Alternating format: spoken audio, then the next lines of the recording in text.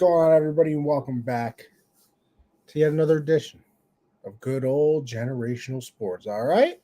Um, Listen, as you can tell, the only beautifulness you'll see on this show is me. Josh got a little stuff going on, huh? Yeah, it's not what you would call good or ideal.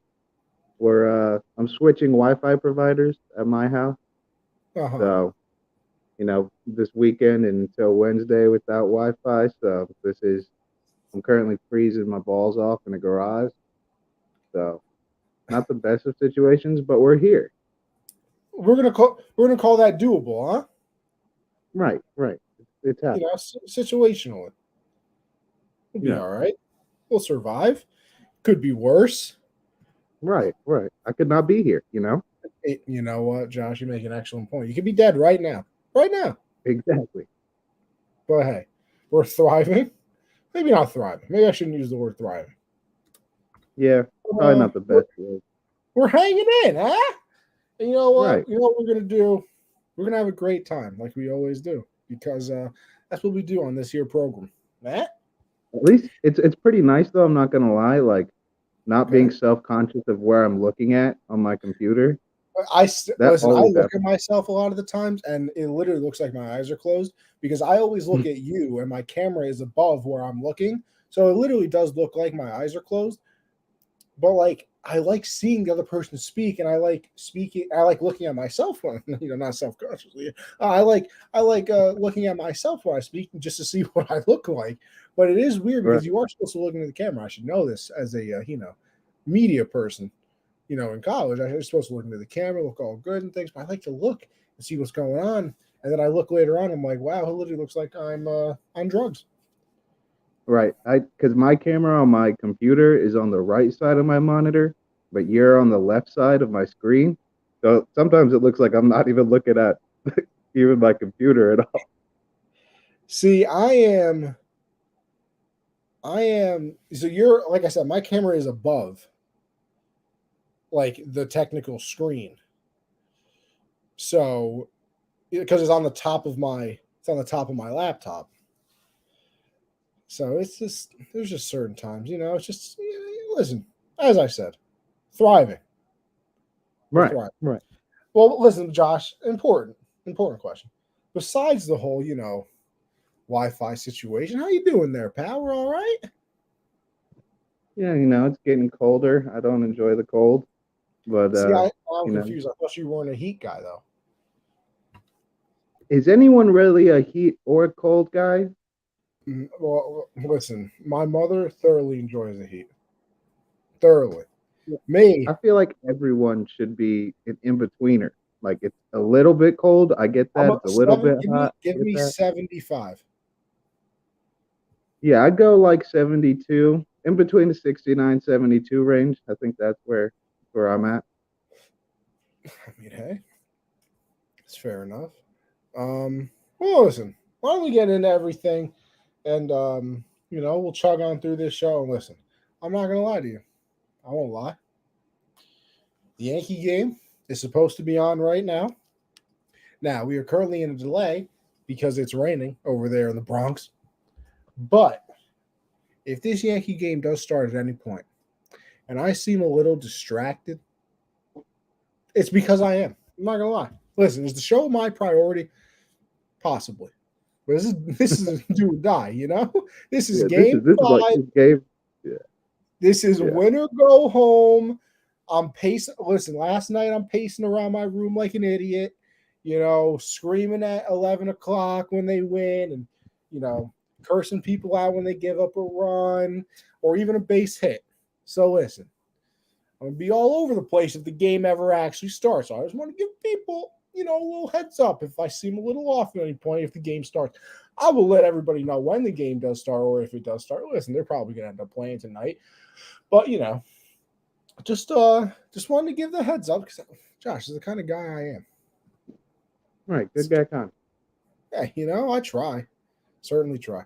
All right. Listen, let's get into everything. We'll start off with it's finally here, Josh.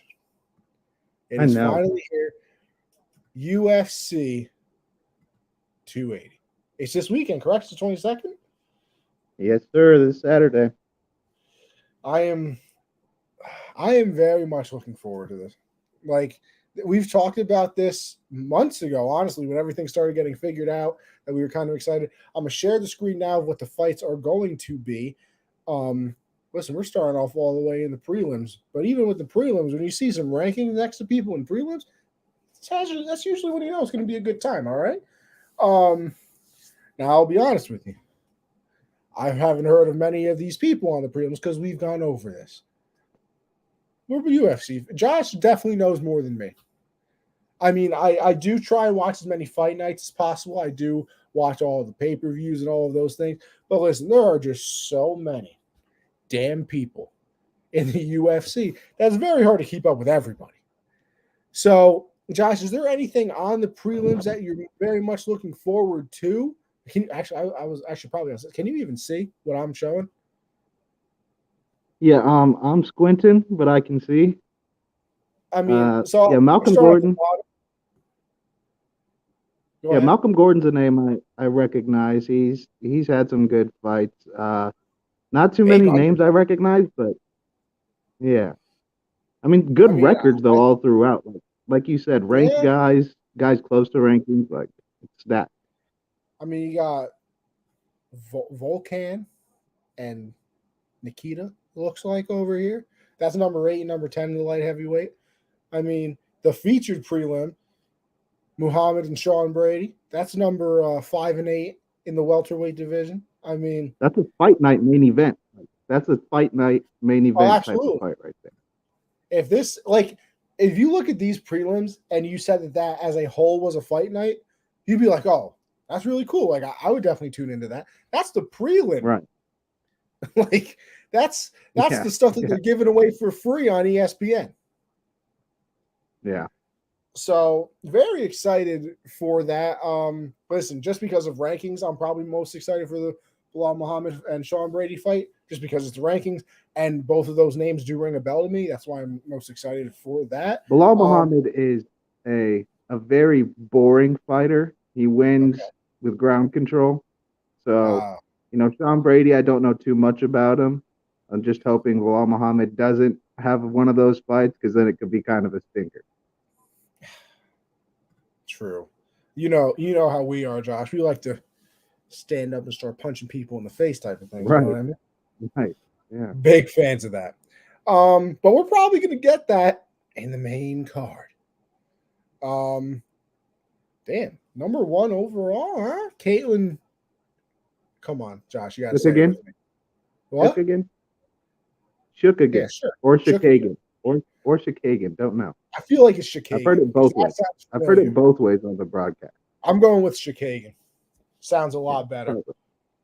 Yeah. And this other lady is French, so it's probably Magnon, Fiorel, Magnon, something like that. You know what I mean? Right. Number 1 and number 7. I mean, that's kicking off the main card. Mm-hmm. Kicking it off. You have the number 1 fighter in the weight class in the flyweight division. So championship contender. Yeah, I mean, if you're number 1 ranked, I would hope you so. Now, here's the thing, and maybe there just isn't that big of a separation in the women's game, but like she's only a plus 155. She's the underdog. I just thought about that. Caitlin is the underdog, 155. Yeah, and I wish I knew more about who she was fighting, but obviously she must be on a tear, or she's like a newcomer into the division, has just been killing it. But the fact that Shook again is an underdog is crazy. Not a heavy underdog. Plus 175 isn't crazy, but it's plus still 155, underdog. so even closer. And then, I mean, as a favorite, she's only the French lady. Listen, I don't like messing up names, you know. Right. She's only a minus 180, so it's nothing insane, but it's definitely like that. As an idiot that looks at the rankings and is automatically like, oh, they're ranked higher, they should obviously beat them. Like, that's surprising to me. But now, to me, see, this is why I think almost like the UF, not even the UFC, because I guess it technically is the odds makers and things like that, like Vegas. Like they make things even more intriguing because, like I said, for the casual person, you shouldn't like. I'm looking at this, and obviously, like I said, I am casual. It's like, oh, the number one ranked fighter in that division taking on the number 7. They're just feeding the number 7 to the wolves because number 1 doesn't have anybody else to fight. And then you look at it and it's like, oh my gosh, he's the underdog. How is that even possible? Like maybe I should actually watch this. Right. It's kind of the last time I saw that was because it just depends on who's who. Like when Khamzat fought Gilbert Burns, I think Gilbert Burns was number 1 ranked, and Khamzat was like 13th at the time, and Khamzat was a very heavy favorite. So it just kind of depends because obviously, she has to be on the tear if she's a favorite over number 1. Yeah, and like you said, I mean, with the Hamza situation, he was obviously on a tear. I don't know how many fights he had won in a row before the Gilbert Burns fight. So there was that obvious situation where it was like, okay, they're probably just giving him more respect because he's on a tear right now, and they're really trying to build him up. So there was that, but I don't, like I said, we don't know. Listen, we bring you some UFC coverage because we like to give you our thoughts on it. We don't know everything, all right? And I think it's very important to admit that sometimes. But I'll tweet during the fights like I know everything. Like I am. Oh yeah, no, I see this man Josh is like, I can't believe, Kalen should be up 2 rounds to 3, and I'm like, okay, Josh. And we come on. I should be a judge. I should be. And then we were coming on the show, and it's like, damn, that was kind of crazy. Why? What happened? Well, she punched her a lot. Right. I don't listen. This is the exact reason you got to go check out Fights Unwrapped because they. The UFC division of this lovely network, they know more than us, and it's okay to admit that. It is okay. Next up, we got Dariush and what was it, Gamrot? I believe so. Yeah. And listen here once again, man, a higher ranked fighter, Dariush is a 165 underdog. Against a minus 195 favorite. Once again, nothing crazy big. But to the casual person, it's like, why is the higher ranked fighter an underdog? So once again, makes it intriguing. Listen, I don't know because I don't know all the UFC history, honestly. And, it can very easily turn in. Listen, every single one of these fights could go all 3 rounds, and then for the title fights, all 5 rounds. It could be the most boring fight of all time, like the Rose fight. Every single one of those fights could turn into that. But right now, for the time I have been watching the UFC, I've never seen a better fight card in my life. Yeah, it's hard to think of one. I mean, maybe when Chandler fought Gaethje, I think that was like they kicked off the main card, but they chose to. They would have been like the 3rd fight. I don't remember who headlined that. That might have been I don't remember who that was. What was the last Izzy fight was a good card too, but I don't think it lived up to it, right? What was the last Izzy card? Who did he defend against? He fought he didn't fight Whitaker, did he? Was it Whitaker? Yeah, or was this after? No, I don't think it. Oh, listen, whatever. But even that, it was I remember Jared Cannonier. Yes. I remember that card. I was pretty excited going into it, and then watching it, I was like, okay, that was decent. I think that might have been Nunes. Might have been the co-main in that card too. I don't know because I could have swore I watched the Nunes fight at my house, and I watched the Izzy fight. Main card? Was she main event? I mean, it might have been main event. Well, listen, we don't know what we're talking about, all right? Yeah. We'll move on. Because listen. You move on to where people, a lot of people think it gets really intriguing now, huh? Because you got Piotr, technically, Piotr Jan and Sean O'Malley. And obviously, Sean is the fan favorite. Piotr was champion at one point. Big favorite, minus 305 to Sean O'Malley's plus 255. And listen, I've been saying this. I love Sean O'Malley. I think he's interesting. I think he's fun. I still don't see the hype. I don't see it. Now, he can obviously shut me up, and if all the doubters out there, I don't know, how many there are or what his status really is. But like all of the fights I've seen, he had those 2, walk-off KOs, but he's been injured a couple of times, it feels like. And I feel like in his last fight, you know, there was the whole disqualification thing and or like the not continuing because of the poke, and I just didn't feel like he was that impressive in that fight as well. A lot of people think he did a little bit better than it might have appeared, but I don't know. I feel like you want to talk about a big jump. Like Sean's ranked number 12, and I don't know if had he ever fought anybody inside the top 10? I don't think Cheeto Vera was top 10 when they fought, but he's the only top 10 talent that he fought prior to his last fight. So now, I mean, he hasn't fought anybody great, but I mean, he's also a guy who kind of came out of nowhere. He won the Contender Series, and then he just starts, getting those knockouts in the UFC. I think in this fight though, obviously, like you said, Jan, former champ. I mean, Aljamain just beat him last time, just straight up beat him with a lot of great groundwork. But he's, still arguably the best in the division. But I think the reach for Sean O'Malley, his length, is going to be a huge part in this fight. Just being able to not let Jan get to his close distance, and be able to strike first in most of the exchanges. I think that's going to be a huge advantage. But it's Jan. I mean, you can't go against him right now.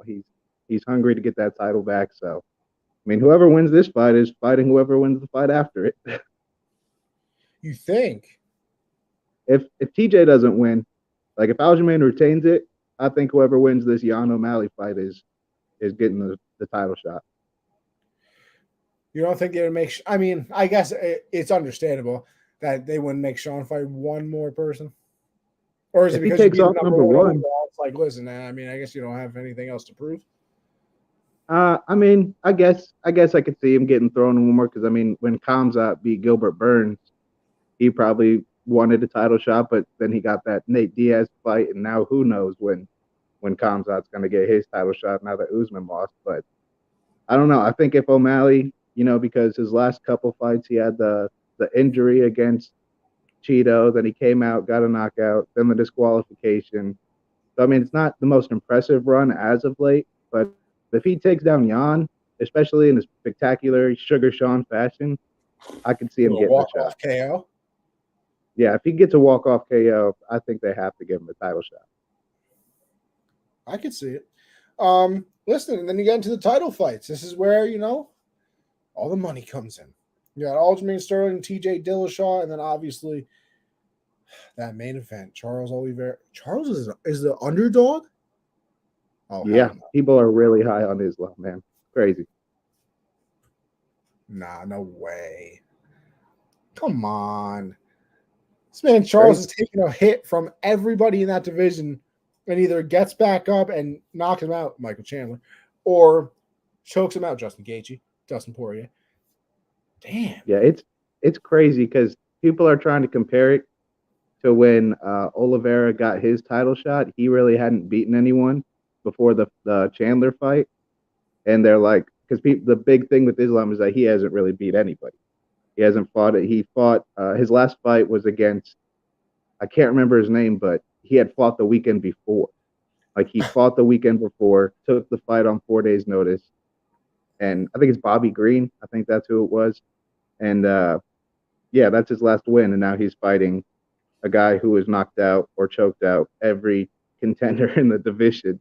So, I mean, it's not comparable. I think Oliveira should be a pretty heavy favorite. I mean, he hasn't really struggled too much. He's gotten almost knocked out, but it's not. It's like it happens every time. You're not surprised. Like Hey, you just almost know it's only gonna counts in happen. horseshoes and hand grenades. That's the saying. Exactly, exactly. But I don't know. I think Islam's gonna try to finish it early, and we'll see what happens. I'm excited to see it just because this is Islam's first real test, and it's for the belt. So I'm still going Oliveira all the way. I mean, there's no way, especially with him being an underdog, getting plus money on that. Like, That's what I'm you saying. gotta I take. cannot believe he's the underdog. Yeah, it's crazy. Wow. That literally just shocked the almighty hell out of me. I looked at And also that. something else with this fight, I don't think anything's going to come of it. But Benel Dariush, the guy who was fighting before Jan and O'Malley, he was Mhm. told when he took this fight that he was the alternate if one of those two couldn't fight in the main event. But obviously, it's come out lately that Volkanovski is going to be there. Volkanovski. Woo! So it's kind of a confusing thing there. They told Dariush he was the alternate, but Volkanovski's like, no, I am. So very interesting thing to watch All if one of these guys can't go. right, Josh. Now let me get in the mind real quick, and I want to listen. I'm gonna knock on wood. I'm gonna firmly put out there that I do not want this to happen. Firmly. I would really like Charles versus Volkanovski. Yeah, that's what I think will happen if Oliveira wins this. I think that's what we get next. You think Volk goes up to his weight then? I mean, what else does he have to do with his current weight class? I don't disagree, but oh man, that would be so fun.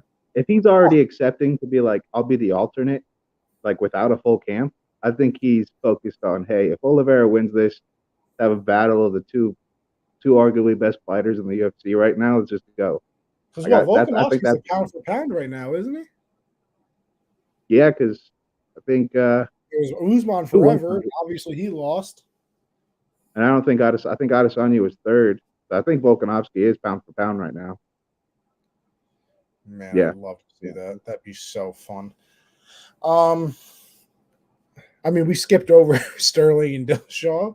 I mean, this fight, I'm kind of annoyed that TJ got it. TJ's he's a good fighter. When he was champion and everything, he was using, PEDs and all that crazy stuff. And he just recently came back. I think he's only won a couple fights since he came back. I mean, he is TJ Dillashaw, 2-time champ. He's a beast, but I don't know. I thought Jan should have got a third shot at it because the first one was disqualification because of the knee. Aljamain worked on the second one. I feel like Jan should have got at least another shot at it. To go from being a long-time champ to then taking on Sean O'Malley, I bet Jan feels disrespected. Yeah. Yeah, you're probably right about that, honestly. Because, I mean, it's kind of that, like, really? This is what you're doing to me? Yeah. I think TJ's yeah. I think TJ's last fight was against Corey Sandhagen. Actually, that is a good win. But Josh, why don't you, what do you say we make our predictions then, huh? You want to do just the last three because I feel like we know the most about that, or do you want to go all the way main card? What do you want to do? I think I'm gonna take Caitlin and I'm gonna take Dariush I might do a parlay of Caitlin, Dariush, and Oliveira, all underdog, because I think they're all the better fighters in their fights and higher ranked. I mean, yeah, wouldn't be the worst idea in the world. They always show that too on ESPN during everything. That it's like, if you bet all the underdogs, this is what it would be with $100. And I'm like, I hate you could turn 100 into $85,000. Guys. Yeah, I'll go Kalen, Dariush, and then listen. Like I said, I'm not a hater on Sean, but I just don't think it's been that impressive. So I'll go Jan. I'm going Sugar Show. Give me the Sugar Show. Got to ride with the hype. Okay. Listen, I still don't like Sterling. I still don't like him. Really? Yeah, really? I don't know. There's something about him that just pisses me off to this day. So I'm just hanging out with Andrew Tate. Don't like that. What happened? He was just hanging out with Andrew Tate this past weekend. Not a big fan of that. Yeah. Red flag, as we like to call him. So I'll go TJ just because Aljamain annoys me. I'm still going to go with Aljamain. After seeing what he did to Jan last fight, I think TJ's got a really good shot on the ground, but Aljamain's also amazing on the ground. So I'm going to go with the champ. And then we said it already, sort of, because I guess with our surprise, it's safe to assume we're both picking Charles Oliveira. Absolutely. Can't bet against him with his track record lately. No. I mean, man hasn't lost in how long? There's been a lot. I mean, since he got the belt, and even before that, he hadn't lost. So. The fact that he's not the title holder is still annoying me. Yeah. Well, it was like half a pound. Yeah, and apparently the what was it that the scales that day were off by half a pound as well. Right. So that's crazy. But he'll get it back. Now this says Saturday ESPN Plus that this fight card starts. Is this a uh where is this where's this taking place? It is in Abu Dhabi, so it might be one of those early ones. But So it might be an yeah, pay per early one. view, yeah. So ESPN Plus, they do it on there for like the prelims and early prelims. It's just the main card that's So like pay per view. we're still thinking main card 10 p.m. Eastern. I hope, but I never know. I just never know. Because I had some plans, maybe go out, watch it at the bar, Right, right. a couple friends. Yeah, good Well, time. let's see how that goes. Listen, we'll move on from there with obviously our very expert UFC opinions, clearly. Uh, to the NBA, because listen, we're both Thunder fans, so we're going to lay out some expectations. And Josh, I don't have many. Uh, Chet got hurt. He was obviously supposed to come and be a big part of the team. Obviously, Shy's still there, or Shay, I don't know, whatever. I don't know what's exactly is correct. He's there. Giddy's there, but Shy's going to miss the early part of the season, if I'm correct, right? I said that last week. I'm dead wrong. He's actually Okay. going to be in the day season debut on Wednesday. Okay. So We I both think worked for on me, that. yeah, for me, Shea, I mean, these past couple seasons, he's been near All Star level. 23, 7-7, but he's just been shut down like off and on throughout the season that we haven't seen too much consistency. And I Yeah. know Victor, everyone wants Victor right now with Chet injured. We're in a good spot to tank because all of our players are, are younger than us or the same age. So it's in a weird spot. I just want to see Shea take that all-star level jump. Giddy has looked really good this preseason. His shooting looks amazing. So I'd like to see him take a great, sophomore jump and get near all-star level. I think he's that good already. And then our other rookies, Jalen Williams and Ujman Jang, they've looked good in the preseason too. So I hope they get a lot of minutes. And then a couple guys that's make or break this year, Darius Baisley and Poku. I mean, Poku 3.0 is it's it's got to work this year, or let someone else take a chance on him and try to develop him. But we just have too many things going on in the future with all our draft picks to have third or fourth year guys that haven't shown anything to just keep waiting on them. It's just not in the cards for us. So expectations are 20, 22, 23 wins. I think that's about where we're at this season. I think we start the season. We play Minnesota twice. We play Memphis. We play the Clippers, all within our first 10 games. Not So it's exactly what you want. right. Yeah. You don't want to start off the season playing Gobert and Cat when our center is 6'9". So not ideal, but just looking for jumps for our young players. Yeah, like I said, I kind of expect the same thing. The NBA's fallen off a little bit for me. Maybe it's because my Thunder, aren't really doing anything, crazy. But Right. yeah, like it's just a very young team. Um, not much in the expectation wise. So listen, we talk about a lot in the NFL with teams that aren't exactly good. That like you just want to see them get better a little bit. So like you said, Shy's been near All Star. Like maybe this year he makes the All Star team instead of just being near it. Like he makes that jump to being like an All Star and playing very well. And then maybe Giddy takes an extra step as well and becomes something better. And then you get those little stepping stones. And then when you finally put everything together, when next year you have another high draft pick possibly, and Chet comes back, and you still have Shy and another year of Giddy, like then you can eventually start being like, okay, listen, we've sucked the last 3 years. We took a step last year. Now we have everybody back. Let's start, ramping this thing up. So maybe this year it's 22, 23. Maybe next year it's hey, can we get to 35? I Can think we? after this year, it's. I think we're in a spot, especially if these guys take that jump. I think J Dub, Jalen Williams. I mean, we traded 2 first-round picks to move up to get him, and he's looked amazing. So I think he's going to surprise everybody. After this year, if we do land a top 3 pick, we wind up with one of those generational guys or the best college basketball player, and Shea stays healthy and Giddy takes that jump. I think it's play-in next season. Like I think we're Okay. seriously at that level. Like 10th seed isn't crazy. It's not crazy to think the Thunder with the Jazz and the Spurs and the Rockets in that division too. Yeah. I mean, the Lakers keep getting worse. Like it's not crazy to think if Portland keeps sucking that that we could be a play-in team next season. Yeah, it's certainly possible. I mean, hey, you kind of out. No, I was gonna make a jump and say maybe this year, but I don't think that happens. But I mean, hey, it'd be fun. I would like Yeah. I would like something to root for again in the NBA. Maybe that's why it's fallen off a little bit for me. Now, Josh, just real quick, have some fun here. Got 2 games tomorrow. The season starts tomorrow, huh? It Well, does. It does. why don't we get some predictions in? 76ers Celtics kick it off. I'm actually going to go with the Sixers in this one, even though I believe it is in Boston. A lot of turmoil going on. Got a new coach. Maybe I doubt he's changing the system, but maybe he is. So maybe it takes, a little bit. Listen, we saw last year the Celtics weren't very good the first half of the season, ended up in the finals.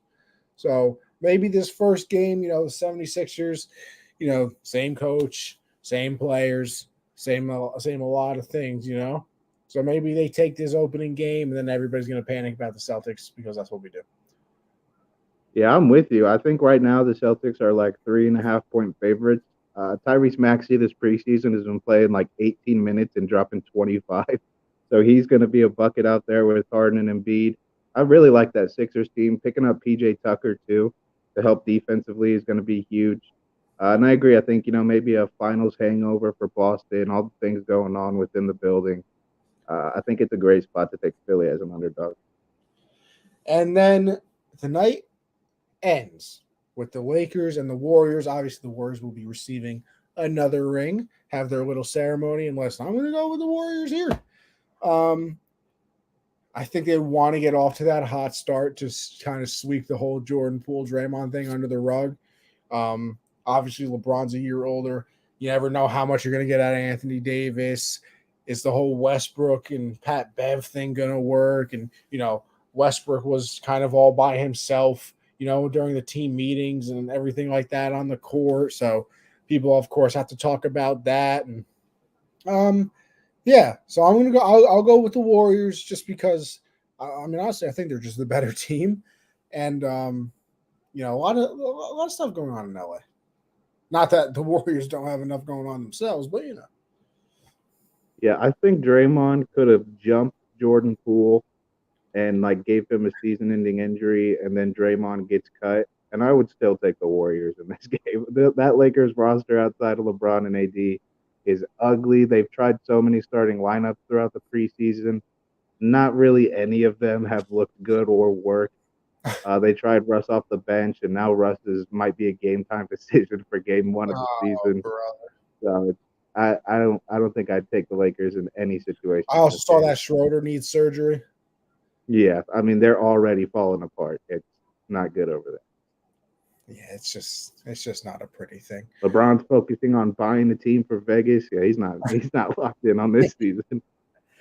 All right. Well, that'll lead us into obviously our main topics of the week, as we do during the football season. It's the NFL, and we got a game tonight, Monday Night Football. We got the Broncos. They are visiting the Los Angeles Chargers, and just go over some keys of the game. Give you a winner here. Obviously, I got the Chargers in this one.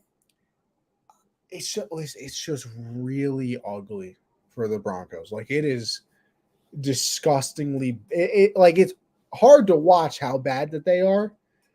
I think they're averaging, I want to say like 15 or 17 points a game. Whatever they are averaging, it's the least in the NFL. Obviously not what you expected when you traded for Russ and then gave him a massive contract extension that I think has him there until like 2029. So definitely not exactly what you wanted. Now the Chargers are still without Keenan Allen, but everybody else should be up to shape. Hoping that Eckler and Mike Williams don't have a crazy game because I'm playing my brother in fantasy. I'm up by about let me check for you. I think I'm up about like 35 points, but I'm a little nervous here. Also, you're welcome. I'm up 123.16 to 84.82.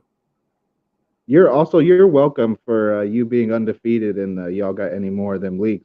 You're welcome for that. I am you're right. I am undefeated in that league. So I want you to take a look at your opponent this week and tell me if that's not. No, I'm blatantly tanking now because that's been that dude's lineup since he played me. So y'all got more than leagues. Let me take a look. Oh, I played Perry, huh? Now, who you play next week? Oh, who I play like this next week? upcoming. Let me check it. Denny the God? Oh, yeah, he's not even. 1-4 he is. Yeah, Yeah. that's not even a real lineup. Yeah, I saw that, and that he's been doing that for like the past 3 weeks. I threw Chuba Hubbard and James Cook in my lineup. I'm like, okay, I mean, if to he be can do fair, that, this man is kind of getting screwed. Gus Edwards injured. Mitchell you got got injured. Waddle and Devontae on the bench, dude. Come on. Yeah, no, yeah, you're right about that. You're definitely right. I mean, this man has Russell Gage starting, Paris Campbell, and He beat I'm me. Like he beat me week 3 and has had that oh, lineup the same. Yeah, he beat me week 3, and that's been his lineup ever since. well, I'll be 6-0. I will definitely be Yeah, 6-0. exactly. And you're welcome because you were stuck with Flacco you were about to be stuck with Flacco for the Hey, whole listen, season. Josh, good news.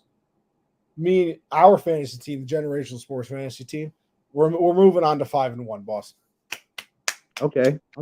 That's honestly my best fantasy team of the season. I'm not gonna lie, we got a little banged up though, because Hollywood Brown's been a big contributor for the team for us. He's now out for about 6 weeks, it looks like. So that's a little tough. But hey, we still might be all right. We got Ramondre, still have still have Justin Jefferson, still got Pittman. I of course finally dropped Hunter Henry, and this is the first, and he of course now goes off. I got David Njoku, and of course now Hunter Henry wants to be the greatest tight end in NFL history. I believe. How many fantasy points does this man have? 16 fantasy points. So whatever. But hey, we're moving on to 5-1, and I don't even think the team's played very well. Like Matt Stafford hasn't been very good. That's our quarterback. Aaron Jones has not been very good. That's our RB1. Well, and listen, but we're going to be getting better because Swift is coming back. Right. But we are 4-1 right now. We're moving on to 5-1. We squeaked out a victory this week, 132 to 128. So we A win's squeaked out. A win's a win. Josh, let me tell you something. I'm in another random fantasy league that I don't actually pay attention to or care about. I wish I could have drafted this team in every single league. I'm undefeated. I'm 5-0. Hurts, McCaffrey, Fournette, Terry McLaurin, Hollywood Brown, Andrews, Ramondre. I got Deontay Johnson on the bench out here. Like, hell of a team. I'm 5-0 in that random league. My teams have been struggling. I'm not gonna lie, I've been doing pretty damn good in fantasy this year. I don't know what happened to me, but like a lot of my teams have been doing very well. I took picks in a couple of weeks pretty high. Kind of got off track there. But I'm going with the Chargers. I know, listen, there is a difference between a game where two defenses are very good and like it's a low scoring game. Like that's honestly what I think the Broncos and 49er game was, because the 49ers defense was healthy. The Broncos defense is very good. So when they play each other, that's why I don't think there were a lot of points scored. Then there was a game like Washington and the Bears where both offenses sucked. And I bring that up because I still think this game will be kind of close because I do have a lot of faith in that Broncos defense. I don't think that they're going to hold the Chargers to, 9 points, I believe, like they did for the 49ers, just because Herbert's obviously much better than Jimmy G. Eckler is a hell of a running back. They still have Mike Williams. Gerald Everett has become an absolute beast on that team as well. So I think it'll be a pretty close game like this. I feel like this is like a 24. I don't know. Can the Broncos get up to 17? You would hope. Man, isn't it crazy to say that at the beginning of the year? You would have thought 17 would have been easy. But I will say, I think, listen, the crack in the armor for the Chargers that we all know of is the fact that these people have no idea how to stop the run. Like, it is literally impossible for them. So if you are the Broncos, you probably get Melvin Gordon going real early in this game. Try and run the clock. You attempt to just not let Justin Herbert have the ball a lot, a lot of clock control.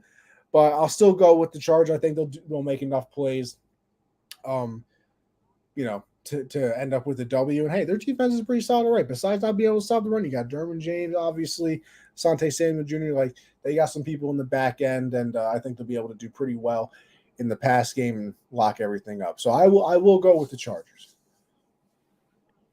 Yeah, I'm going with the Chargers too. I don't know. I don't think it's going to be as close. I think Okay.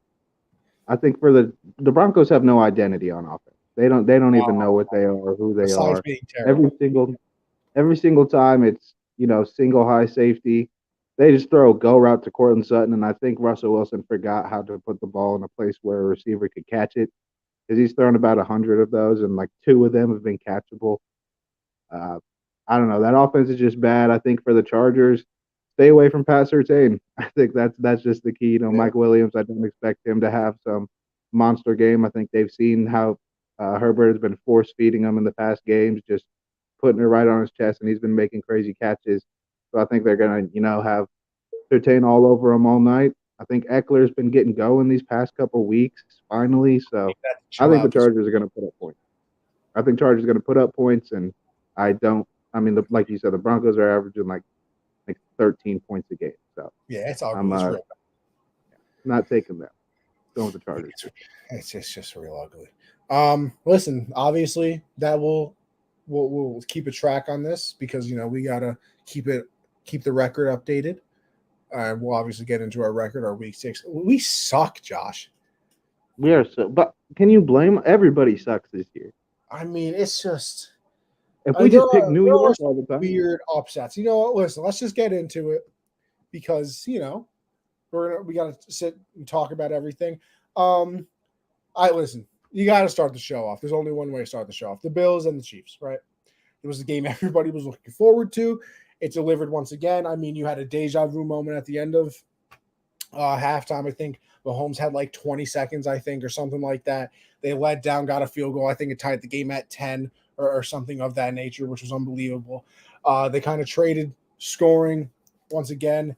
It was what I think the Bills ended up winning 24-20. But you thought it was going to be one of those things again.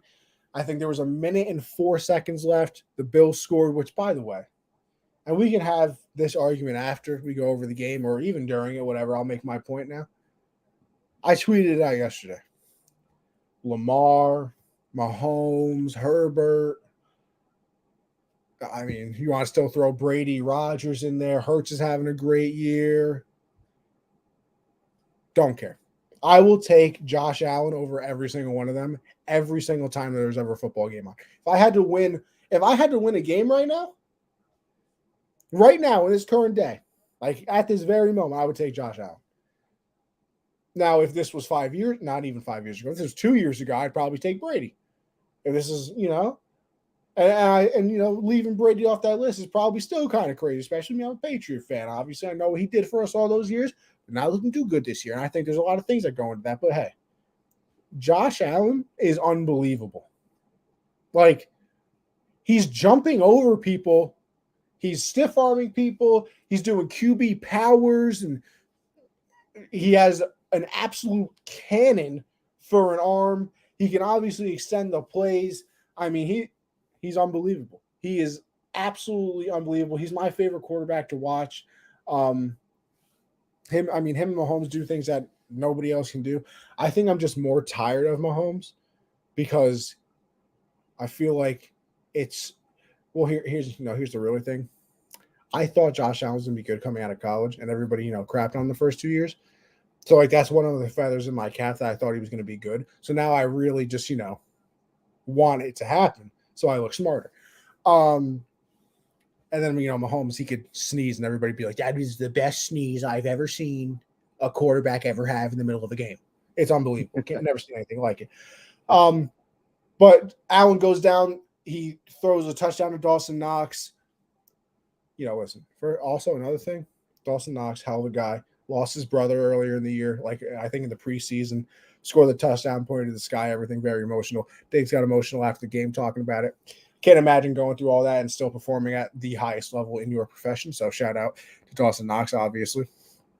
And Mahomes has like a minute and 4 seconds left to go down the field, and you're like, well, listen, we all know what's going to happen here. You're going to go down the field, probably score. Probably do some wizardry with 5 seconds left. He'll throw behind the back with his eyes closed, and then Kelsey will one hand fall back, get both feet down somehow. Chiefs are going to win. And then, a little ill-advised throw there. He kind of double pumped, threw it over the middle, a little sidearm, things that he normally does, to be fair. And it gets picked off by the Bills and they win. And listen, the Bills did the same thing last year. They beat the Chiefs in Kansas City, and nobody remembers that, obviously, because later in the playoffs, they went back to Kansas City and lost in probably one of the greatest games that we had ever seen in our entire lives. But here's why I think it means a little bit more, too. Josh, do you know that the Bills have beaten every single number one seed currently in each division? Really? So they beat the Titans, they beat the Ravens, and now they beat the Chiefs. So realistically, you have to think about it. They have a 2-game lead on whatever team. Because obviously, if they're tied, they have the tiebreaker. They beat you head to head. Automatically, Bills are number one seed. So you technically have a 2-game lead over all of those teams at this very moment. Now, obviously, the Bills could collapse. I don't see that happening. I don't think a lot of people do. But right now, the road to the Super Bowl goes through Buffalo. And listen, it is week 6. A lot of things can change. People, it's the NFL. I'm not even going to say what everybody knows I'm thinking. What happens in the NFL. So things can change. But right now, I think the last 4 years, I want to say, or 4 or 5 years, the road to the Super Bowl had gone through Kansas City. That's a whole new thing now. Like going through Buffalo, and if the Chiefs and Bills do rematch and the Bills hold that lead, they would have to go somewhere else to play that game. So it's very big. And like I said, they hold – and I think the Chiefs are the only people that are really going to give them competition. I don't think the Titans are going to put up, 12, 13 wins. Obviously – the way that the Ravens and the Bengals and the Browns and the Steelers are playing, I don't think any of them are putting up 12 or 13 wins. And I think that's where the Bills are going to be. I think they're going to be in the 12 to 13 range. So the Chiefs are the only team that I really think can compete for that number one seed, and you have the tiebreaker over them. So even if they both finish what is it now, 13-4 instead of 13-3 now? You're going to Buffalo. And can you imagine an AFC championship game with the lunatics of Buffalo there? What's the build up? I mean, they're going to somebody could give birth, take that child, and slam it through a table immediately. That's like that. That's the type of energy that might happen in Buffalo for a game like that. So that is a very, very big win, obviously, and the road goes through Buffalo right now, and they look. That Jordan Poyer had to drive 15 hours to play in that game. Yeah, I saw that. That was crazy. Yeah, because the drive back too. Yeah, as long as all messed up, and they were scared about the air pressure in the plane. But here's my thing: how the hell are you scared of air pressure in a plane collapsing your lung? But he can go play full contact football against grown ass men running 20 miles an hour at each other. I'm not a doctor, Right. but that is some crazy information that I have just received. He's so I clear, mean, just there's just dedication, and like you lose a game like that last year, everybody comes back. You get Von Miller. And that's the thing, too. I think I said it last week, that Von's going to make a play. It was either on here or the hard count. I can't, they jumble sometimes. Von on that last play, he's pushing somebody back. Mahomes doesn't have really, can't really step into it and put that normal zip on the ball. Ball ends up getting intercepted. And they win that game. But, Josh, I don't know what you thought of everything as I went on a tangent. Yeah, I didn't get to watch basically any football on Sunday because that's the day the Wi-Fi went out. So tragedy. Missed a lot of it. Actually watched a little bit. I can't remember where I was. I think I was at a Culver's and the game was on the TV, so I sat in there for a little bit and watched the tail end of it. Isn't Culver's like you said, huh? No, it's an ice cream. What's Culver's ice cream? Fast food place. Is it? Yeah, I got butter burgers, cheese curd. I don't think I've ever been to a fast food restaurant here that's had a TV in it. Really? Well, not I think like we have two. Actually, no, I lied. I went to a Wendy's a couple of weeks ago that had a TV in it. Yeah, that's what we have a Wendy's and a Culver's that TVs in. I feel so bad for you. You don't have a lot of things near you, huh? Let's not talk about it, okay? It's tough. It's tough driving by a Taco Bell that's been shut down for years. You know, I it's not. still have only been to Taco Bell once in my life, and it's right down the road. It's 20 minutes away. I still won't go. You're crazy.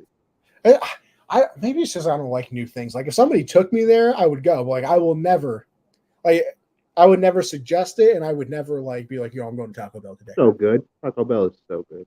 Connie, Josh, why is that no one's talking about the back-to-back presidents of New York has taken down household names, and yet only two people, Colin Cowherd and Stephen A. Smith, have acknowledged the Jets? Listen, Vic, don't you worry. The Jets are on the docket today. They are on the docket. Don't you worry there, boss. But continue, Josh. My bad. Yeah. You said at the beginning, there might be a little disagreement. We don't got to talk a lot about it. I think, I remember once upon a time there was a guy who was taken number one overall, actually. Stiff armed everybody, ran everybody over, was jumping over everybody. Shit don't last long, man. It takes a toll on you. I get he's huge, big bodied. He does have the luxury of being a much better passer than Okay, never Cam mind. Newton. That was going to be my point, but never He has mind. the luxury of it, but they act like he doesn't. He runs the ball a lot, not as often as Cam did, but often, and he takes a lot of hits. So I'm not saying that he's going to get injured. I'm just saying I hope they don't do that forever. Just send over 2 first-round picks, and you could have a running back that can take a lot of hits and put up a lot of good numbers. But I think I'm going Mahomes still. I think I'm still going with Mahomes. I know Josh Allen's amazing, but if I had one game, if it's a Super Bowl and I get to pick my quarterback first before I know anything about the rest of my team, I am taking Patrick Mahomes. Uh, just haven't seen it fall off yet. He's just been too good. He's been good for a little bit longer, a year longer than Josh Allen has. I think Josh Allen's success has a lot to do with number 14 over there. He was nothing before he got there, so I think Diggs is a lot of credit to Yeah. that. Not that Josh Allen is bad, but Diggs is a very big reason of his production nowadays. Do you think that's because, like, here's my thing. I understand that the Cup and Stafford connection is technically better with like the receptions and then what Cup did last year and everything. I think that's the most automatic QB wide receiver connection I've ever like of the NFL right now. Like Yeah, every I time the would. ball is thrown from him to Diggs, I'm like, oh yeah, that's a completion. Yeah, I'm taking Allen and Diggs because with Cup and Stafford, it's 4 speed. Like you look at the numbers and the receptions, a lot of those are the second Stafford catches a snap, he's swinging it out on a screen pass. It's a quick slant. Like it's not the down the field 23 yards on a first down in the first quarter like it is with Diggs and Allen. So I don't know. I'd take Diggs and Allen for sure. And I mean, Corey Davis is becoming a guy right before our eyes too. So they got a couple guys over there. Gabriel Davis, Gabe, Jordan. Corey Davis over there on the Jets. He's playing pretty well too, though. He's playing pretty Yeah, well. he's a beast. Um, let's see, what do we got here next? We can kind of jump around. Hey, let's go to my guys, huh? The Pats, Bailey Zappi, the story of you know, story of New England right now. Is the story of the Patriots. Obviously Matt got hurt with that ankle sprain, so he's been out. That happened against the Ravens, and Zappi comes in, almost beats the Packers, and then uh, last week was his first actual start. I want to say that was against the Detroit. Browns. Who the hell? The Lions. The Lions. Put up 29 against them, but we only scored one offensive touchdown in that game. He also did throw an interception. And then obviously this week against the Browns, kind of a little bit of a coming out party, you can say. Threw for 309 yards, completed 70% of his passes, 2 touchdowns, no interceptions. He has a little bit more mobility in him than Mac does. Had a 118 quarterback rating, like unbelievable game. Unbelievable for sure. So now, of course, you get okay, what's going to happen when Mac comes back? Is he going to be the Mac is starter? done. Mac is done. Mac's Mac is done. done. He's done. What has he shown that Bailey Zappi hasn't? He got him to the playoffs last year. It was him. It was because of Mac. He was the quarterback, and listen, fair or not, quarterbacks get all of the success and failure of a team. I think Bailey Zappi could have got that team to the playoffs last year. Listen, it is possible he could have. He's just, I mean, I think he's just a better quarterback. I just think he's a better quarterback. Here's my thing and why I'm always hesitant to just fall in love and jump in right away. You've had a whole year to plan for Mac Jones. You have all of his tape from the previous season. You have everything. Matt Patricia, his first time ever calling plays, and I think the Raven game was what, like the third, might have been the third game of the season, because then Yeah, it I was think so. because then it was the Packers, Lions, Browns. So that would take you to week 6. Like, you've been preparing for Mac all year. You have all of this tape on him. Matt Patricia has no idea what he's doing calling plays. I think a lot of people would agree with me that the first 3 weeks it was real ugly. Obviously, the preseason was bad as well. And then all of a sudden, not even Bailey Zappi, Brian Hoyer comes in for that Packer game. So now, like, okay, we have a lot of tape on Brian Hoyer. We know that he's going to be the starter because, Mac's hurt, and obviously not going to start Bailey Zappi. Like, that's what they had Brian Hoyer there for. Then Brian Hoyer, the second possession of the game. Actually, no, I think it was the first possession, maybe. He gets hurt. It was the first possession. Yeah, he gets hurt. So now you're on your third string. Who has tape on the third string quarterback? Especially if he's never played in the NFL. Like, yeah, you got the college stuff, and I guess the Packers probably, took a quick glance at it because he was technically the backup going into that game. But the Packers have no idea that Zappi's coming in. And, he did some okay things in that game. But, I mean, it wasn't anything. Like, he passed for 99 yards in the game and a touchdown. 99 yards. Like, he wasn't out here lighting up the Packers defense or doing anything special. And then, obviously, they play the Lions.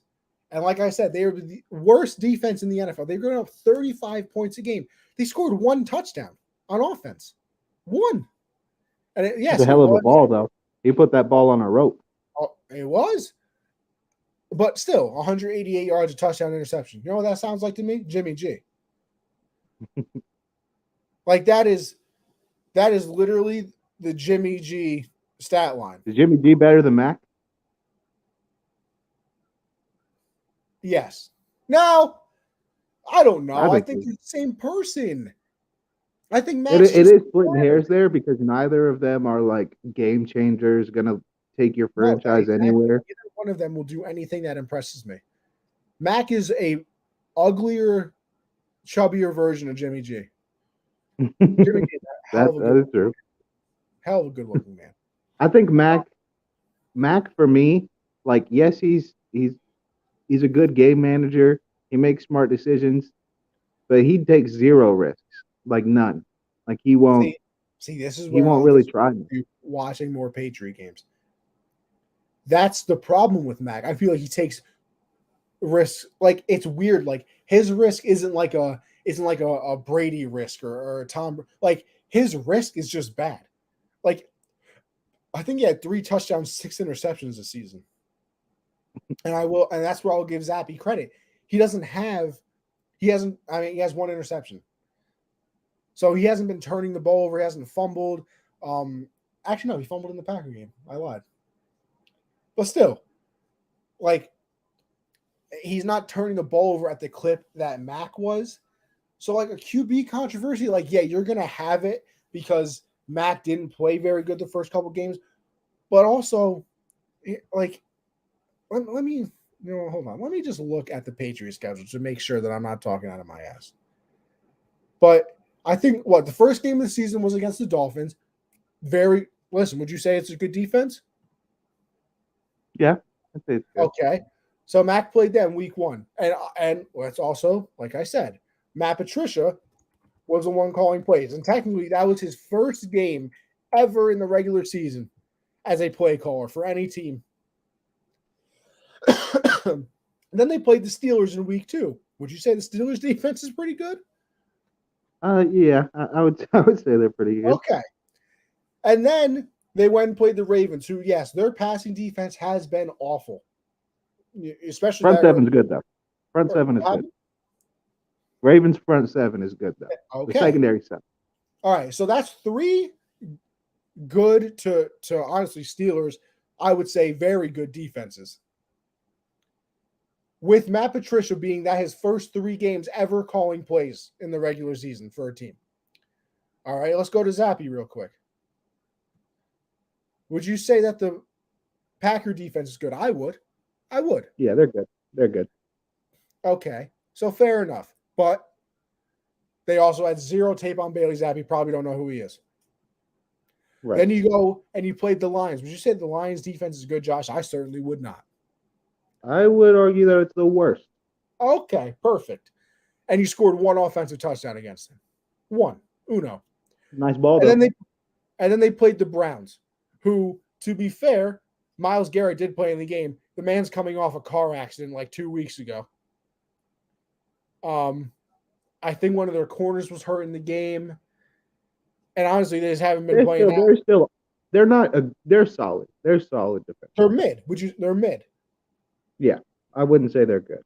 So but they're like, not. That's why I always like the whole circumstances thing.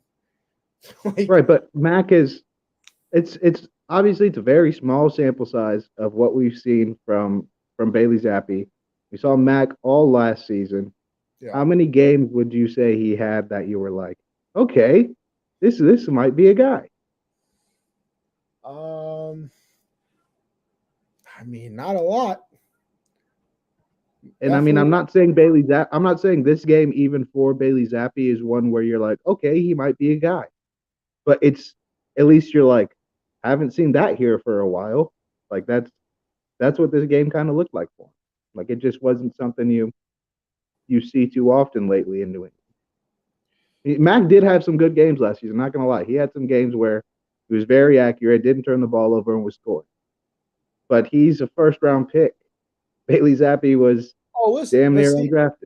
See, and that's my thing as well. Like, I don't think either one of them are ever going to be anything crazy anyway. So, like, I was still fully on the tank team, honestly. Yeah. Like, yeah. I mean, honestly, probably the best game Mac had last year was against Cleveland. He threw for 198 yards and 3 touchdowns, no picks. I mean, he threw for 300 yards twice last season. Maybe. Hold on, let's check. Yeah, he threw for 300 yards twice last season. Came close another time. He threw for 299 against Indy. But, like, no, he didn't do anything special. He had 22 touchdowns, 13 interceptions, threw for 3,800 yards. Like, no, it's. I think Bailey Zappi could do that in a whole season too. I think Bailey Zappi could very easily put up what Mac put up last year. I'm not saying they should. I don't know. I think Bailey Zappi. But like, I think we all fall in love with the backup. The minute, how can you not? How can you not love a underdog Kurt Warner exactly. story? Like the minute the starter struggles and the starter isn't like a, Mahomes Allen type, like they're allowed to struggle for 2-3 weeks, and you're like, all right, it doesn't matter. Actually, they can struggle for a whole season, and you're probably still like, okay, they played very well, the last 4 years. Let's give them a chance here next season. But like, Wentz, someone like that struggles, you're like, please just get me Taylor Heineke. Mac wasn't very good the first 3 games of the season. We are getting Taylor Heineke. Wentz is out a few weeks. For 6 weeks, Wentz is out. Mm-hmm. Broken finger in the. I hope Sam Howell gets to play. I love Sam Howell. I wouldn't be upset. I mean, you kind of already know what Heineke is. I know you're trying to win games, but like, wouldn't you want to throw the kid in there? But are they trying to win games? Like Ron is probably trying to win games to save his job, but your head coach, you're definitely trying to win games because being paid millions of dollars by people to coach. But sometimes you lose games and you get $830 million for the next 48 months. You know what? You're right. Listen, do I know what the Patriots are going to do? Obviously not. It's Bill Belichick. I'll never forget Jonas Gray. 4 touchdowns in the game. Never played again because he was late to one meeting. Right. So, no, I have no idea what the Patriots are going to do. I could see them pulling a little bit of a Dak situation here where, like, Zappy's the starter, and it's like, okay, well, Mac's still not an A+. Because, like, even yesterday, Dak said that he was A-, or no, he was an A, but he wanted to be A+ before they were back in line. Listen, now Cooper Rush takes an L to Philly. It's, all right, yep, Dak is definitely coming back. Like, okay, of course. I think Dak was coming back either way, so maybe it's not the perfect example, but, like, I think they ride the Cooper Rush thing until, like, he falls off a cliff, or maybe if he doesn't, then if you put together like 3 or 4 games like he just did, 300 yards, a couple of touchdowns, no interceptions, then it's just like we're playing very well, Mac. You can't come back in. But like, say he has another game this week where he's like that, and then the week after that he throws for 120 yards and 3 interceptions. Everybody's gonna be like, okay, put Mac back in. Like, why isn't he starting anyway? So, listen, do you keep your eye on the situation? Yeah, and I mean, obviously, I will because I'm a fan of the team. But like, we'll see what happens. We'll see what happens. We'll go with that. Well, we know what happened to Robbie Anderson. Robbie Anderson traded from your Carolina Panthers, Josh. I believe they got like a 6th and a 7th round pick in 2025 and 2026 or something like that. So obviously nothing great, but hey, he was just going to be released. So at least you got something out of him. He was kind of already on the trade block, and then he gets into the fight with the wide receiver coach.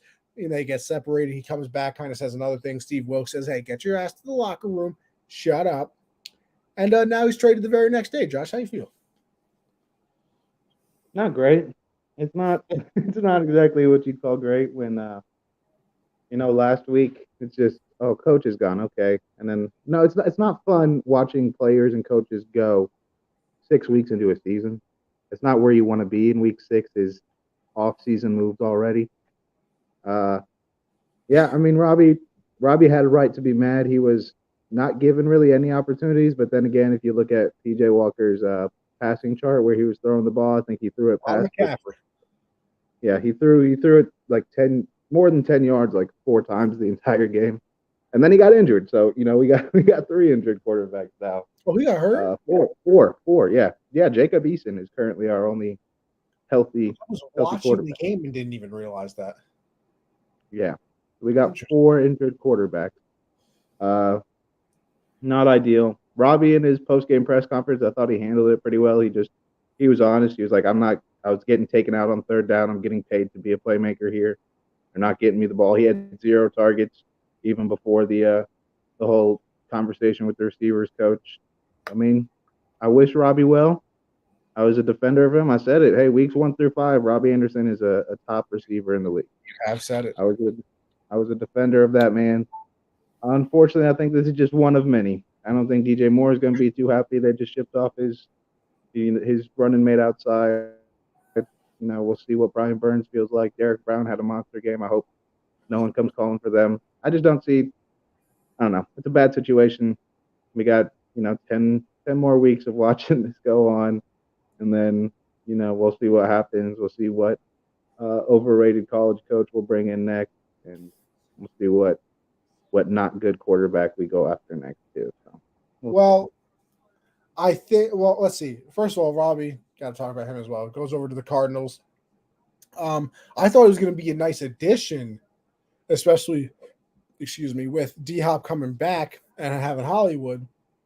But now, obviously, Hollywood gets hurt. He's out probably like 6 weeks. I think that's what Rappaport said. So I thought it was going to be a nice little trio with, Robbie Anderson, Hollywood, and then D-Hop. But obviously now Anderson's going to take over the Hollywood spot because, they're both, I wouldn't say, I guess they're kind of similar. Speeds are take the top off the defense. I think Anderson is, I would say, much bigger, right? You would agree? Height wise, no, he doesn't even. No, that's what I meant. He seems like a tall fellow. So he'll kind of just slide in there and replace him, obviously. But hey, maybe in 6 weeks when Hollywood comes back, you still have Robbie and hopefully D-Hop is healthy.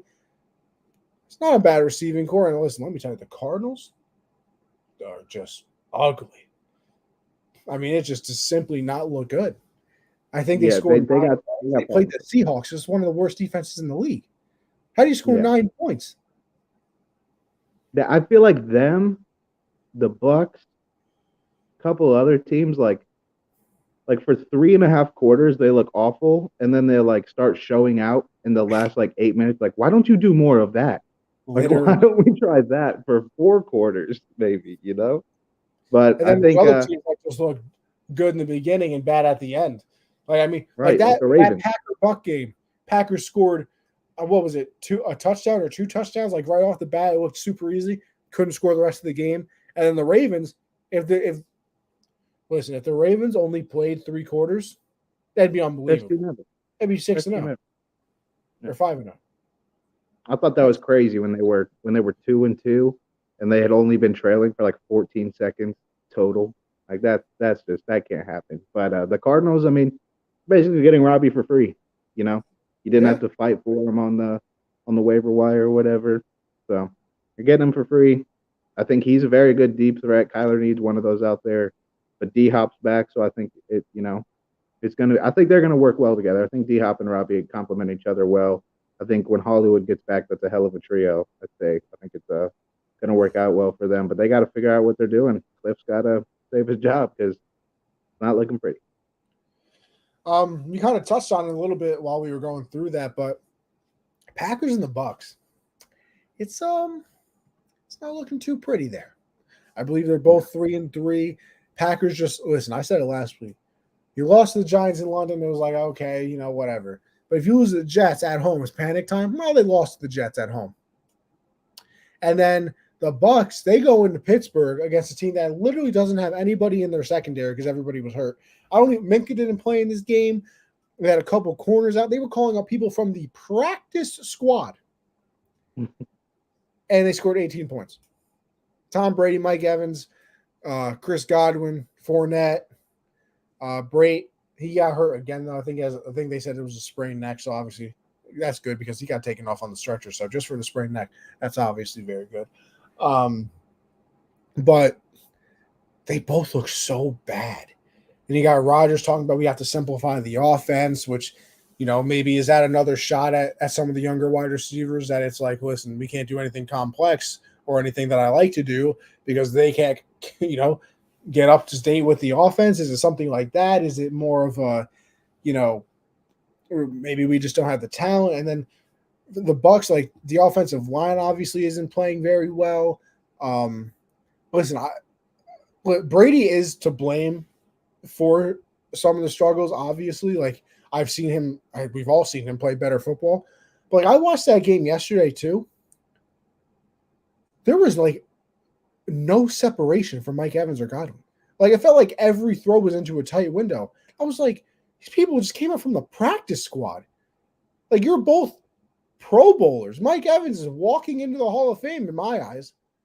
Like, how is there no separation? But like, listen, Brady usually makes those throws, and I don't know, change the game. That's the other thing. They can't run the ball. Like every time Brady has a good team, they're usually able to run the ball a little bit, especially, when you get into the colder months.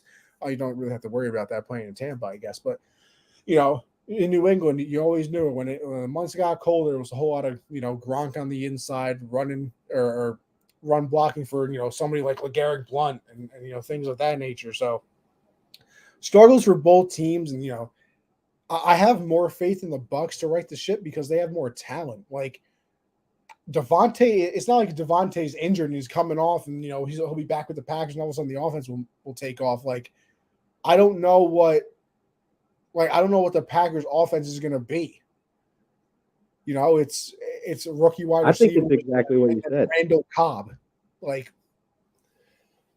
I think it's exactly what you said when you started talking about the Packers. They gotta simplify it. Randall Cobb is their best receiver right now.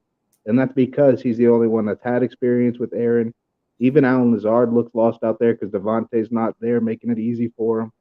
So it's a lot of problems, but I think for me, it's like, okay, if the receivers and Aaron are not on the same page, you got one of the best running back duos in the league.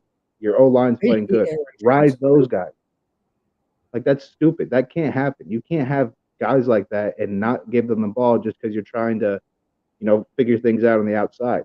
You can't figure them out. You can't figure them out. Let the running game open up things for them to make it easier. But they won't do that because it's Aaron. I mean, Aaron's gonna run the offense he wants to run. He's gonna try to get these guys up to speed. But they're just young. They're young guys right now. It's not easy. But for the Bucks, I think it's Brady's fault. All the struggles, honestly. I'm not gonna lie. I think all the drama he's brought that people are like it's not even football related. It is football related. When you don't see your family every day like you have for your entire career, and your wife is not happy with you, and you got divorce lawyers going on, and then something football related. You head out to go hang out with your former teammates at a wedding, and the week of a game, I'm not sure your teammates enjoy that either when you guys are struggling, that you're not completely focused. And I just think he's brought a lot of these problems here. Uh, but I agree. It's weird seeing them not be able to run the ball the way Fournette normally does. The defense is still, I mean, disappointing because that defense is playing their asses off, and the offense just isn't producing anything. So The only thing I I don't know. will say that was so weird about the end of that game too, 3rd and 16, the Bucks defense gave up a play to Chase Claypool, and then Yeah. they come right back, a 3rd and 11, give up another play to Claypool. I was like, well, you had a chance Yeah. to get it back on the field. The Bucks had just gone down, scored a touchdown. They didn't get the 2-point conversion, but now all you needed was a field goal. You needed, and listen, they had been playing good all game, so you can't really sit there and be like, it's the defense's fault. But like 3rd and 16 and 3rd and 11 against Mitch Trubisky, like we can't get one stop to get the offense back on the field.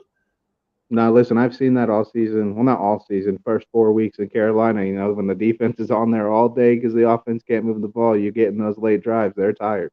They are tired. So it's a lot harder to get those stops late when the opponent has 40 minutes of possession time. It's just like, listen, this is you. I feel like we've talked about the changing of the guard. Oh, I just died a little bit. Forever, spit wrong pipe, type of situation. We talked about the changing the guard forever, and like every time we talked about it, like it just wouldn't happen. Like that Super Bowl with Brady and Mahomes. Obviously, the offensive line was terrible in that game, but the Bucks blew them out. So it was like, yeah, Brady's really changing the guard now. And then it was even last year, like I guess it's not really the same thing, but you have a young Burrow going up against Stafford, who's obviously a veteran of the league. The Rams end up winning that game. I feel like this is finally the year where it's like we're gonna get something new, and I don't know. And we should have seen it coming. We should have seen it coming because there was a point in time this offseason where everybody kind of thought both of these guys had played their last game. Like there was a point in the offseason where that was very much the truth. Like I think Rodgers is done after the season too. I think he's gone. I don't know. I think with all the if they don't get Odell, if they don't do some trade for a receiver, then yeah, I don't think if he walks into next season and it's Christian Watson endowed year two, yeah, I don't think he's going to be. Yeah, I think this is Brady and Rodgers last season. It's definitely Brady's, but I can see Rodgers. Like he's hinted at it a little bit already, where he's kind of like, whatever. But I don't know. It just doesn't look. But like you could see it. I hope he does retire.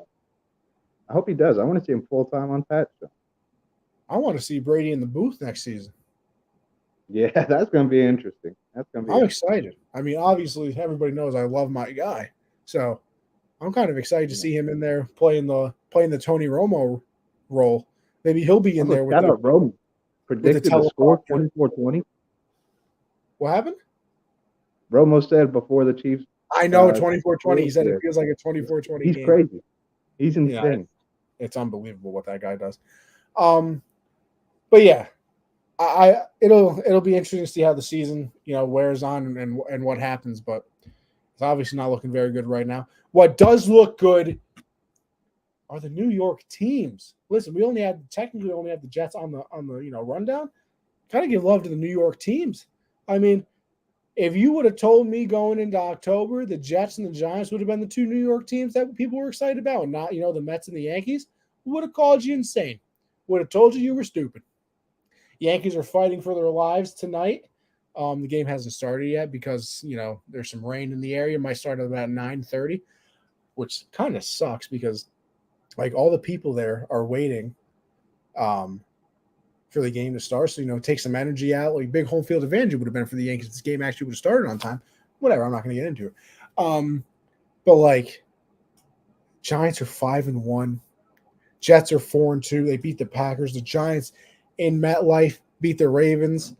And they got first interception of the season for the Giants was yesterday on that play for Lamar. Really? Yeah, first interception of the season. And then obviously Saquon goes down, jumps over. jumps over the pile. I mean, he jumped and then there was nobody there, so he kind of just like jumped. It was weird. 5-1, 4-2, like it's crazy. It is. It's kind of wild. And There's always seasons where, like how kind of we were talking about Brady and Rodgers and changing of the guard. There's just always seasons where teams come out of nowhere and now they're going to be good for a while. Like the Titans when they made that run to the AFC Championship. Now they're decent. They've been decent for a while. Yeah. It just kind of happens like that. Teams will just come out of nowhere. For the Jets, you want to talk about killing a draft class? Like, to this moment, you're telling me the defensive rookie of the year and offensive rookie of the year aren't both on the Jets? Sauce Gardner. You know how they got Brees Hall? What happened? Do you know how they got Brees Hall? Was that the Sam Darnold trade? Yeah, that's where that pick came from. No big deal though.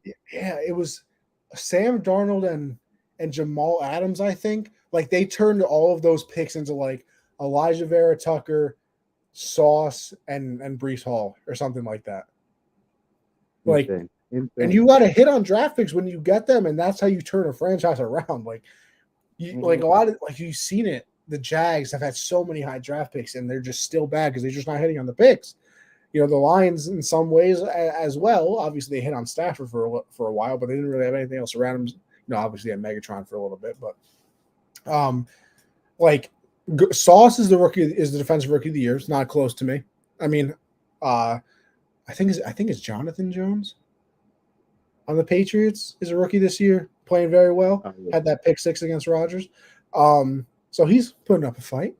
And then offensive rookie of the year, like I can't think of anybody else besides Brees Hall in the AFC that's doing anything crazy. Because it is AFC and NFC for those, right? It's not a league thing, is it? I think it's a league thing. Is it? Isn't it? I'm not sure. But I think I do think Brees is probably way up there. The only other guy I would put up there with him is Chris Olave. I think Chris Olave has been a beast for the Saints. But the tear Brees has been on lately, if he keeps it up. You remember when you wanted Brees Hall, Hollywood, and Goddard for Nick Chubb? It was crazy. I told you were crazy for that. When I wanted what? When I was trying to get Nick Chubb and you were throwing Brees Hall in there like he was just something. Well, good thing I didn't do the trade then. No, you wanted Brees Hall. You were trying to throw him in there. So I'm a smart man. No, you were insane because I was not going to give him up. Well, listen, Nick Chubb is doing A-OK on my 5-0 team. See it 10 years down the line when Brees has got a couple of offensive player of the years under his belt. Yeah. I don't even know if that fantasy team will still exist. Isn't it wild to be in a dynasty league, though, and you look at it and like 10 years from now, not a single player on that team will probably be on your team still? I mean, unless you have a quarterback. Like, that is literally your only chance. I got Fields. I got Malik Willis. So I am planning on, like, that is my game plan. And I'm getting Stroud or Young. QB1's the future, baby. QB1. Yeah, Brees Hall, too. I got Brees Hall, James Cook. I got all the young guys. All right, let's move on from the storylines. Again, it's some fun. Oh, Jesus, I just had a stroke. Also, I'm stupid and did not bring my charger. We're at 10%. All right, 10%. All right, so let's really run through this, huh? So QB of the week, I got Bailey Zappi. My player of the week, I'm gonna go with Tyreek. This man's putting up numbers with everybody. I think he had 177 yards again, 12 catches, on pace to break Calvin Johnson's yardage record this season. Okay. I'm going with the guy that not only him, but his team, we were both very high on, and they've disappointed. I'm going with Matt Ryan, quarterback of the week. He had like 382, 2 tutties. 3 touchdowns. So, yeah, he's a beast. Player of the week guy, we're just talking about Brees Hall, 20 carries, 116 yards, touchdown. Basically was the reason they won that game because Zach Wilson did not play that well, but yeah. Prayer circle, and then obviously the put some respect on my name. I don't think I have anybody for either one. Because we put the Giants in there last week, right? I can tell you right now. Let me click on the notes. We did. Giants week 5. Okay, I think it's too early to throw the Jets in there. Too early. I need 2 more weeks on the Jets. Yeah, that's what I was gonna say. I think a couple more weeks from the Jets. Do you know? Speaking of the Giants, real quick though, because I forgot about this. Have you seen their next like 4 games? No, They play like the Jags, Texans, Lions, and another so they're off. playoff team now. Like it's not a Like they question. could literally be 9-1. They're gonna be the 1 seed. Nah, Eagles, baby. Fly. 6-0. Imagine that. We thought NFC least was just so obvious, and now they're gonna be the 1 and 2 seed. Like that's just stupid. I hate it here. NFL's stupid. Winners and losers is kind of your segment, Josh. You got anybody? Yeah, I don't have any losers. Couldn't think of anybody that was worth talking about. Got winners though. Tennessee upsets Alabama, put up 52 on their head. Field goal post came down. I did see that. Insane, huge win for them. Put them up. I think they're fourth now in the rankings. Alabama fell to sixth, which is crazy. So that's a huge win for them. Jordan Poole. Turns out all you have to do is have one good playoff run, and you can get 140 mil. He got the bag. And Wiggins. Yeah, Wiggins got the extension. I think it was 104 was the extension. And then sports fans in general, because I know you're not a college guy, but from now until November 22nd, there is not a day without football. Not one single day. Maction is going to go in full effect Tuesdays and Wednesdays. Maction is crazy. It's always chaotic, and sometimes it's 63 to 60 games, and sometimes it's 3-0. But it's the funnest football game you've ever watched in your entire life. So I can't wait for that. UFC, main events, NBA coming back, NFL in full swing. It's just a good time to be sports fans. And the MLB, the playoffs going crazy. It's a good time to be sports fans. We're all winners, but no. A lot of upsets in those MLB playoffs. Oh yeah, craziness. Just follow me here. Got the 111 win Dodgers out, 101 win Braves out, 101 win Mets out. All the 80 win teams, they moved on. Literally unbelievable. Yankees won 99 games this season. They could be done tonight. Hopefully not. The only team that's moving on that everybody expected to is the Astros, who everybody hates. Yeah, the one team we all wanted to lose is the one good team. That Mariner Astro game, listen, for the casual MLB fan or for like the fringe fan, not your cup of tea. 1-0, 18 innings. 18 innings. Me. I did not enjoy that. Didn't enjoy it. For me, that was some of the best pitching I've ever seen. The defense, Julio Rodriguez, that play he made, I think it was like the 16th inning, going into the gap, sliding, making. I cannot believe he got to that ball. Literally cannot. That's who won the home run derby, right? He won the home run derby. Did Julio win the home run derby? I think he did. Did he win it? I'm pretty sure he did. I can't even remember who the final was this season anymore. I know it was Alonzo and Korver won like first round. So yeah, I don't remember who. But maybe you could be right. I remember I watched it because I had the over for the longest home run, and it did not hit. Oh no, it was Soto. Soto won. Soto won. Oh yeah, he did. 19-18. Julio had the best performance though. This man was putting up bombs. Yeah, there you go. See, shout out, Matt. All right, listen. While Josh is, still here, we got to make our predictions. So, with that being said, I will pull up, and as I do that, Josh, why don't you tell everybody our record from last week because we suck, and we still have to talk about it though.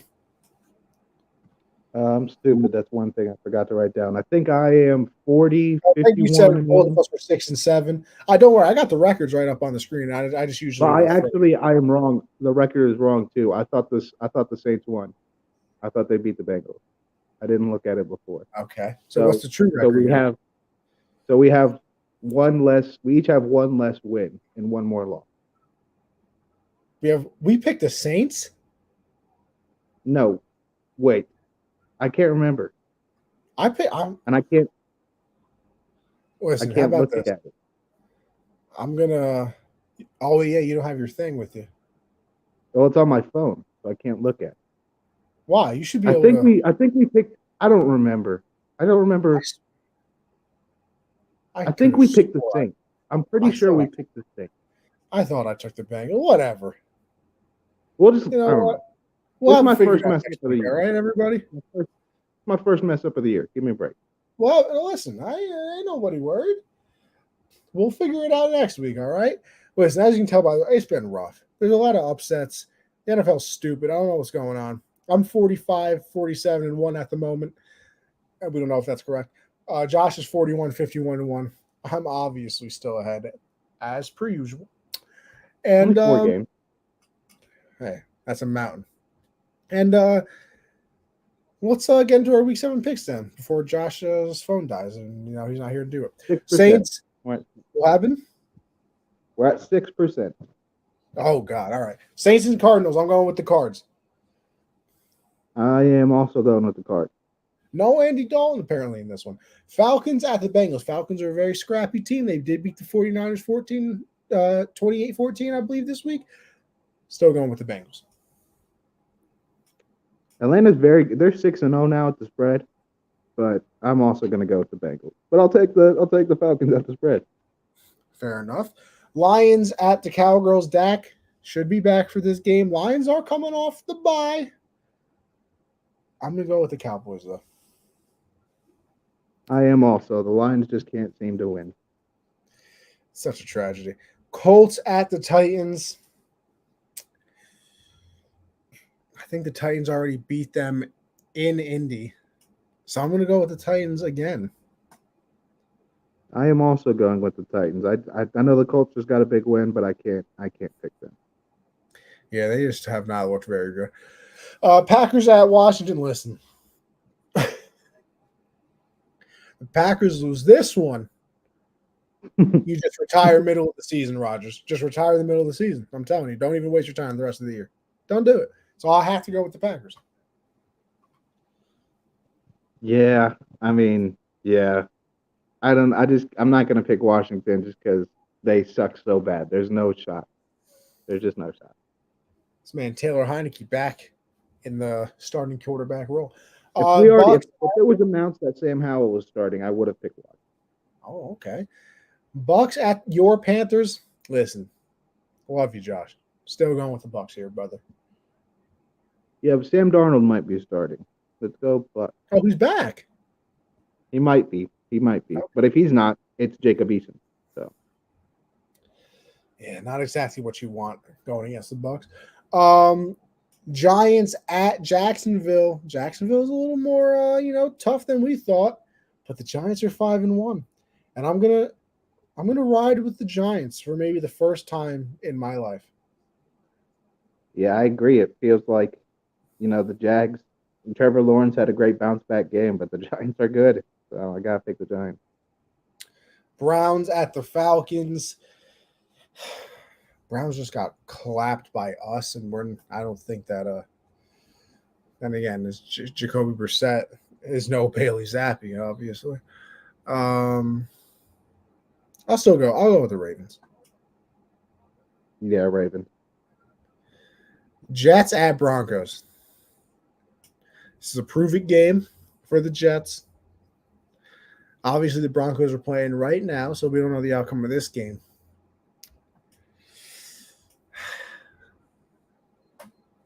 I want the Jets to win in a way, but I'll go with the Broncos because I think that defense is really going to shut them down.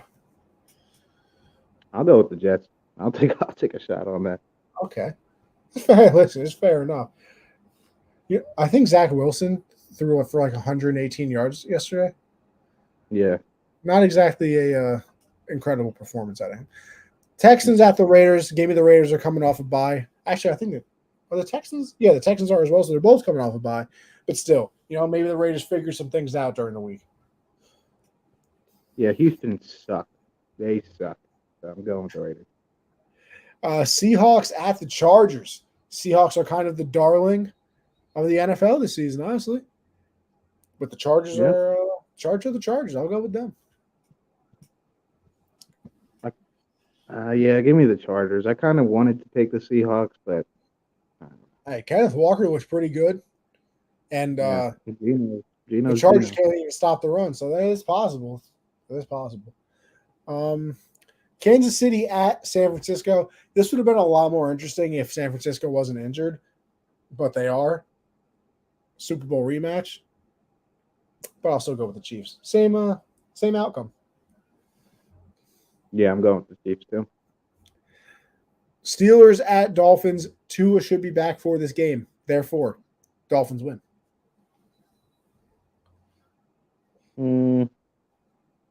Kenny's out, right? Kenny's out. I mean, he got a concussion. So, I'd assume, but I don't know. I honestly cannot tell you. I'll go with Miami. Okay. And then the Bears and the Pats, they play on Monday night.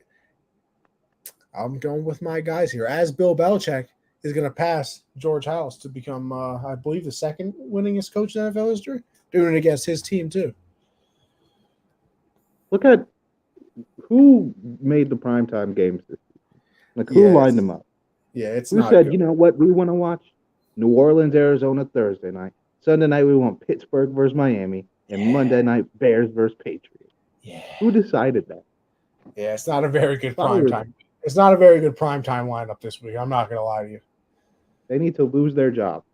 They need a job as the worst game picker. Yeah. I'm going with New England. Can't bet on Chicago. No, you never can. Listen, that'll end the show. We got to get out of here before Josh's phone dies. So, Josh, why don't you tell everybody where they can find you? Because for me, you know what it is. Anthony Conover, Linktree, Gen Z Sports. That's Mondays. Tuesdays is the Hard Count, 9 Eastern. Thursdays, Backstop Banter, 9 Eastern. Tuesdays is the Hard Count, breaking down everything football. Thursdays, Backstop Banter with baseball. So, you know where to find me. Yeah, follow me on Twitter at JoeLynn_4. Make sure you subscribe to the YouTube channel. Head over to Underdog. Gen Z.